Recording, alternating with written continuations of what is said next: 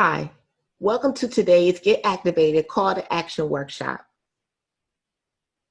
My name is Latanya Abyss Wallace, and I'm a Hampton Roads activist, founder of Abu Unity Foundation, but I'm also the Reimagining Policing Steering Committee member.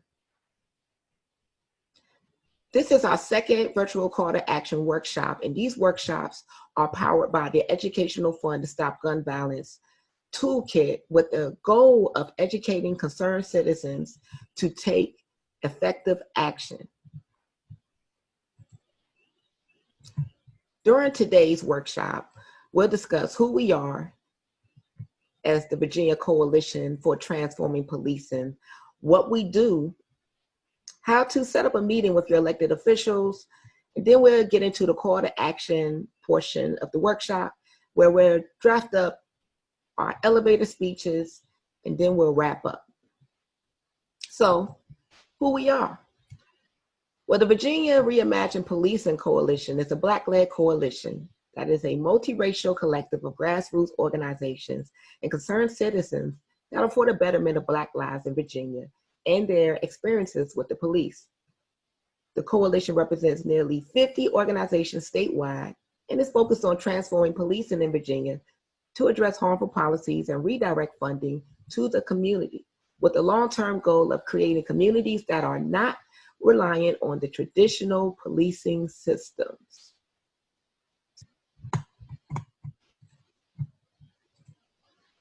Just some reminders for today's workshop, because we want to make sure that you're successful by the end, because your success is our overall success as a collective. By the end of this workshop, we'll complete a call to action. We'll get you engaged in the process, and we'll show you how to take civic action. This is a working session to prepare your elevator speech.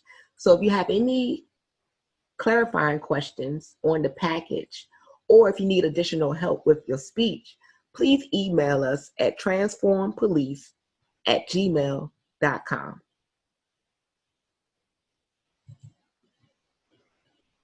So who represents me? Well, every Virginia is represented by an elected official at multiple levels of government. And to engage in advocacy, a good first step is to learn who represents you. For the purposes of this call to action workshop, we'll be focusing on the state officials in Richmond, but these tactics and skills can be applied at any level of government. In order to find out who represents you, you'll first log on to Who's My Legislator website. And the website address is whosmy.virginiageneralassembly.gov.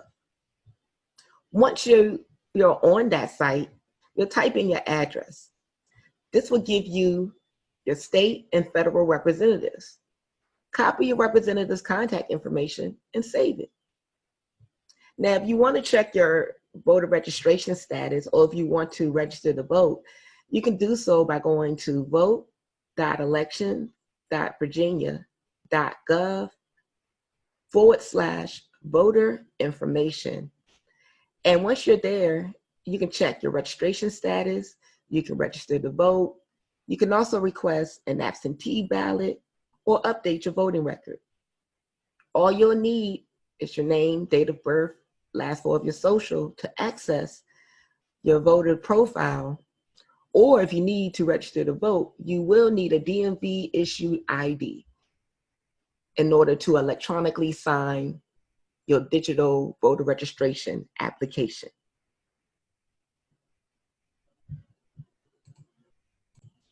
So let's walk through an example of looking up our legislator. I'm going to put in the address. I'm going to find now. And right here, I put in the address of 550 30th Street in Newport News. And I can see that my delegate is Delegate Marcia Price of the 95th District.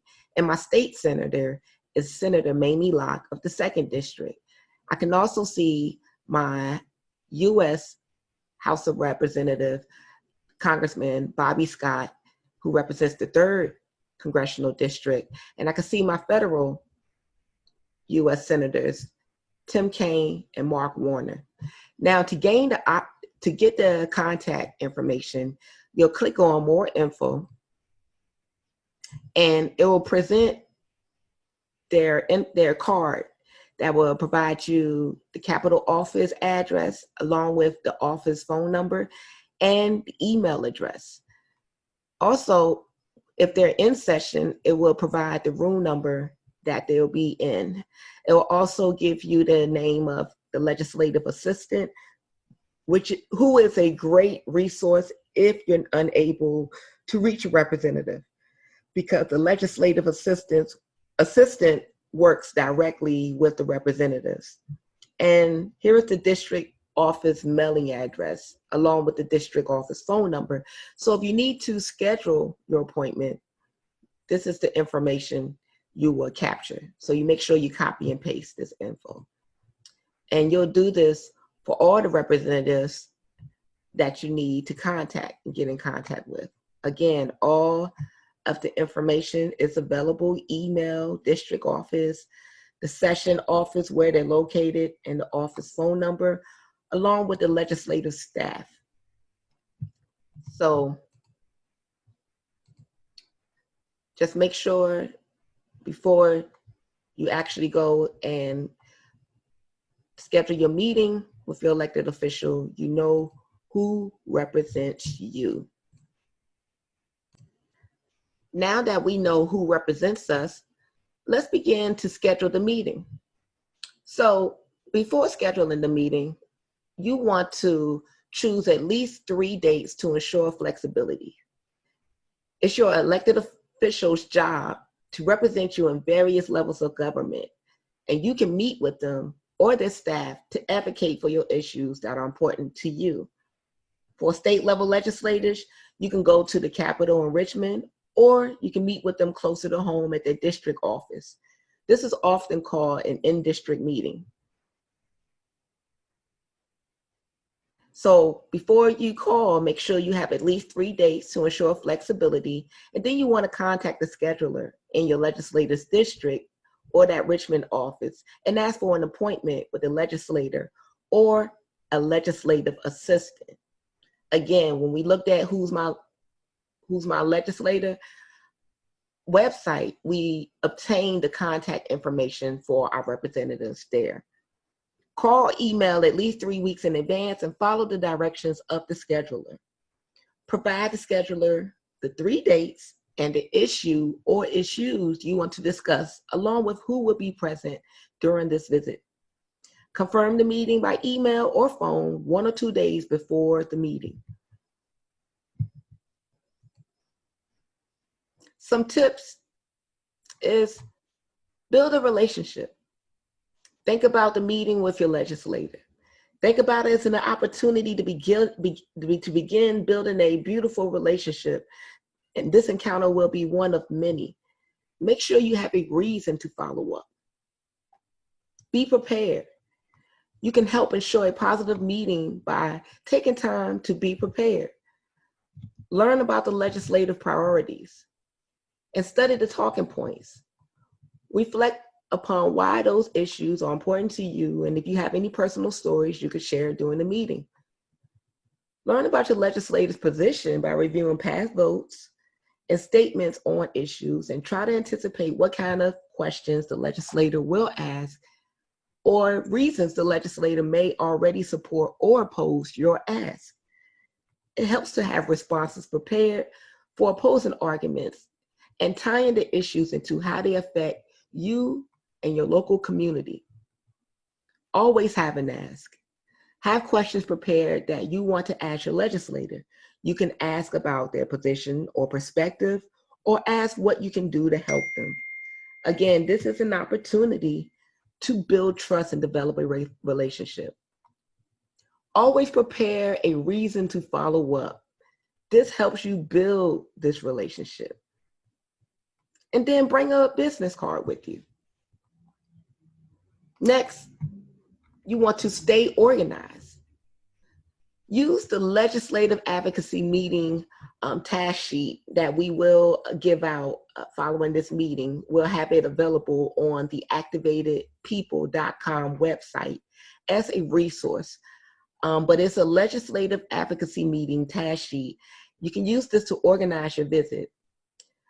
This will include who will be speaking and who will be speaking on which issues if you decide to go in the group. And make sure you allot time for your legislator to talk. So if you're planning out the meeting and you're allotting a certain amount of time for everyone to speak, make sure you carve out time intentionally for your legislator to talk. And respect their time. Legislators and their staffs have packed schedules. They have so many constituents that they're meeting with, and we want to make sure we respect their time. So often schedules are with 15-minute time slots, and you want to always start and end your meetings by thanking them for taking the time out of their busy schedule to meet with you. And then make sure you give them time to talk again. Make clear requests for your actions. Each issue you address, include a clear, actionable request for the legislator to take action. For example, we'd like the legislator, senator, or the delegate to support Bill X. If you are not able to meet the lawmaker directly, relay the ask to the staff member or the legislative aide. The staff plays a critical role in shaping the legislator's agenda and positional issues and will relay this message. So even if you cannot get to your representative directly, make sure you relay it to the legislative aide and the legislative staff. Stay honest and be positive. Be positive, friendly, and thankful to your legislator and the staff with whom you meet. It is common for a legislator to be late or interrupted, so remain calm and flexible. They have busy schedules. It is completely okay to not know an answer to a question. In fact, it gives you a good reason to follow up and keep building the relationship. Trust is a paramount quality and can be lost if you provide false information when you do not know the answer to a question. So do not make up facts or stories. Say you do not know, and we'll get the answer to them, and then follow through on the commitment.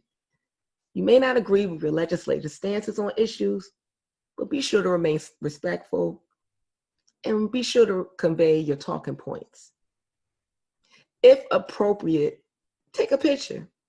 Take a photo with your legislator, make sure you ask, and tweet it out or send it to your colleagues and let them know where your legislators stand or that you had this meeting and the results of that meeting in a social media post.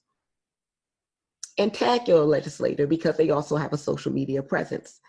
And then send a thank you note. After the meeting, send a thank you note or email the legislator expressing your appreciation for his or her time and any support he or she showed during the meeting. Send them additional information if you promise to do so. So far with the tips that you've learned, we learned to build a relationship, be prepared, stay organized, make clear requests for actions, stay honest and positive, take a picture if appropriate, and send a thank you note. Make sure you make the meeting count. Now you want to do the follow-up after your meeting. Your in-person meeting with your legislator is the beginning of a relationship again, so stay in touch. During your meeting, you should have already created a reason to follow up with them, and now it's time to go ahead and follow through with that reason. Send the fact sheets and statistics, then put them in contact with relevant stakeholders or constituents. Be sure to answer any questions they asked of you when you did not have the answer, and forward any relevant endorsements. It is critical to stay engaged and track your legislators' responses to the issues. And if your legislator takes action, express gratitude. If the legislator does not take action, ask for an explanation. So you want to continue to engage them in person, and you can do this by attending their constituent meet and greets or their community forums. They usually announce these during constituent newsletters, or you can ask a staff member the legislative staff for the actual schedule. The public during these events is often welcome to attend so they can engage with their representative. The public is also often welcome to events such as announcements and ribbon cutting ceremonies where officials will be there. And also, while not in person, you can call in. And you can call in if your legislators on the radio or if they're on a TV interview and they have phone numbers where the audience and the viewers can call in, be sure to do so. Next, you want to follow through. If they agree, make sure you organize an event with them. Ask them to appear or speak at an event you have organized around the issue so that the constituents and the community at large can see where they stand, and encourage them to speak out on the issue in public. Now, if they disagree with you, make your voice heard by asking them questions about the issue in public. If possible, film their answer with your phone so you can share it on social media. You can also organize a protest or a press conference outside one of their official events or their office, bringing attention to your issue. And then connect with your elected officials electronically. Most legislators have a social media presence, and this is another way to continue to build those relationships and raise awareness. Find their government website and subscribe to their constituent newsletter or sign up for email alerts so you can stay in the loop. Then like them on Facebook or follow them on Twitter or Instagram and connect with them. You can write or respond on the legislator's official page or tag them in a separate post. But encourage others to also speak out with you and tag the legislator. Videos, pictures, and personal testimony can be especially powerful with both legislators and community members when trying to share out your story and your lived experience and getting people to understand your stance.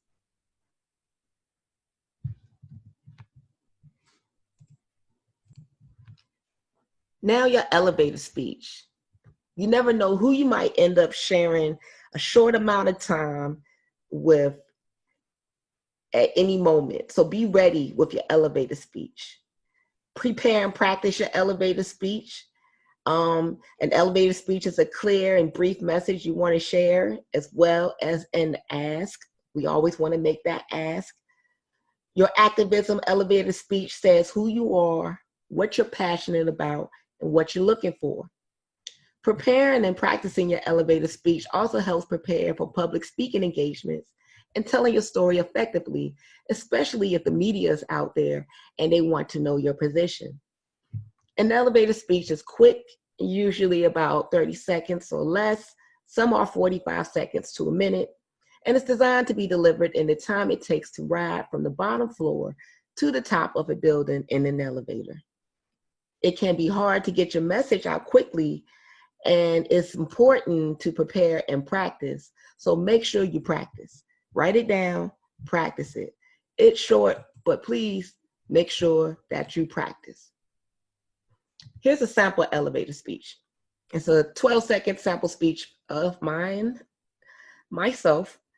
And here it is. My name is Latanya Wallace, and I'm a member of the Virginia Coalition for Transforming Police.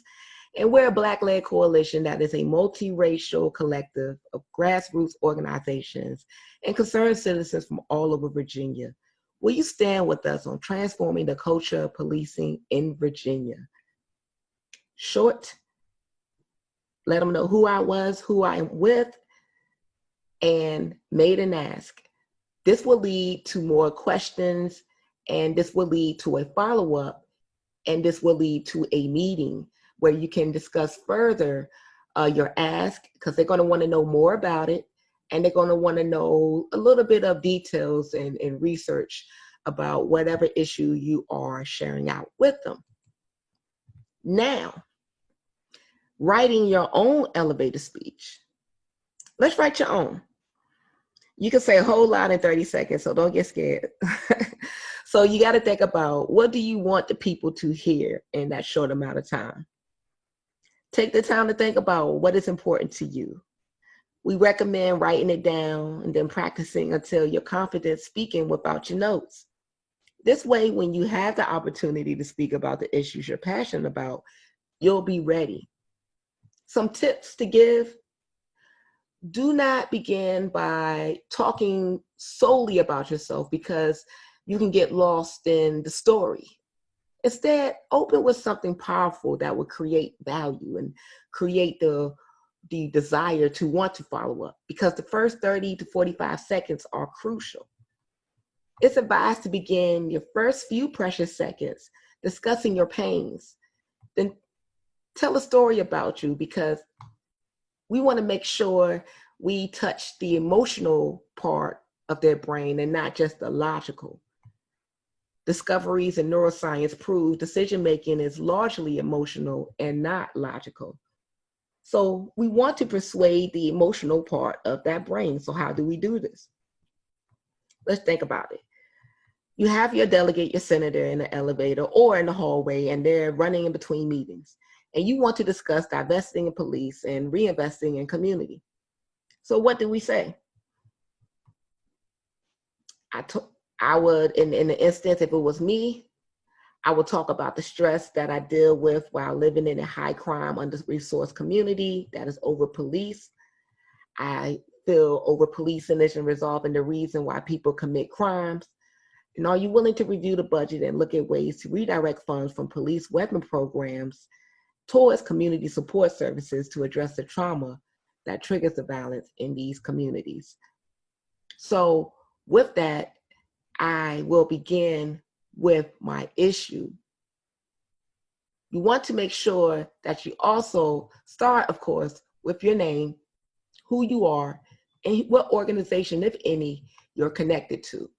So in this case, I will begin by, hi, my name is Latanya Wallace, and I am a Reimagining Policing Steering Committee member.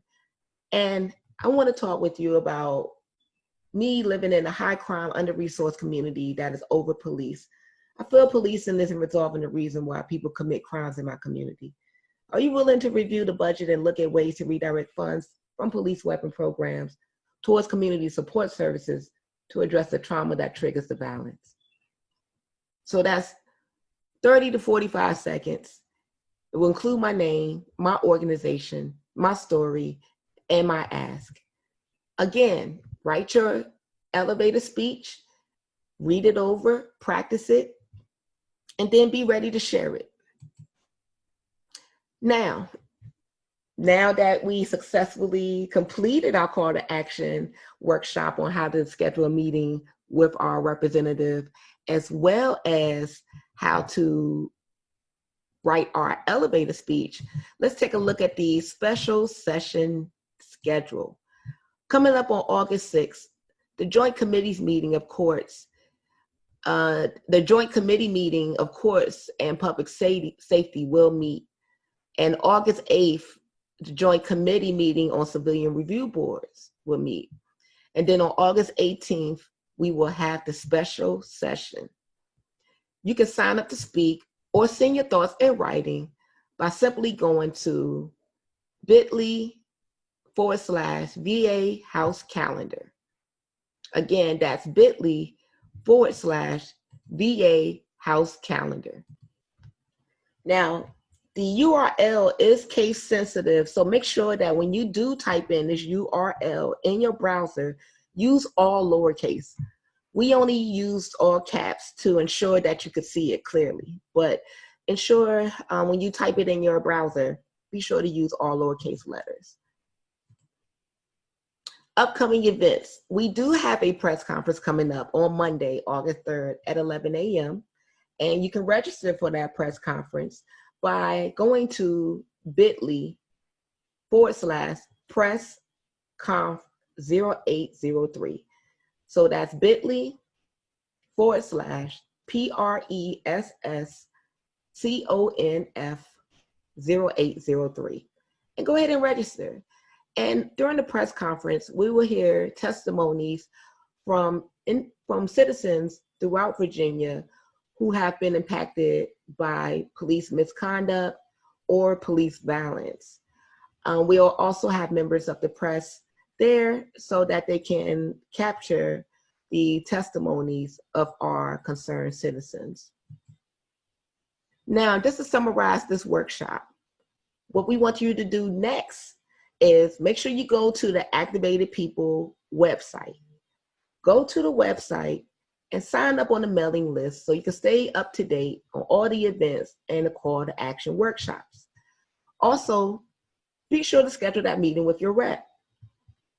Review the training if you need to. You can play it back live on the Activated People's Facebook page.